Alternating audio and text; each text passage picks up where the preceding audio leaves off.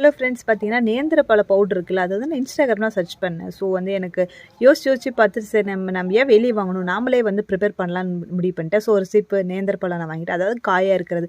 அது நல்லா வாஷ் பண்ணிட்டு இந்த பழத்தை வந்து சென்டரில் வந்து கத்தியில் கோடு போட்டாவே அந்த தோலெல்லாம் வந்துட்டு, ஸோ அது நல்லாமே எடுத்துகிட்டு எல்லாமே ஸ்லைஸ் பண்ணிட்டேன் நான்.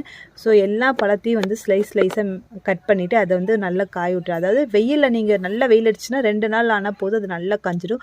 ஸோ நான் செக் பண்ணுறதுக்கு முன்னாடி எங்கள் வீட்டில் இருக்க வாண்டு செக் பண்ணிடுச்சு, ஸோ காஞ்சிடுச்சா இல்லையான்ட்டு. அதுக்கப்புறம் வந்து நான் அது நல்லா பார்த்திங்கன்னா மொறு நல்லா காஞ்சதுக்கப்புறம் அதை நல்லா மிக்சியில் போட்டு பவுட்ரு மாதிரி எடுத்துக்கிட்டாங்க.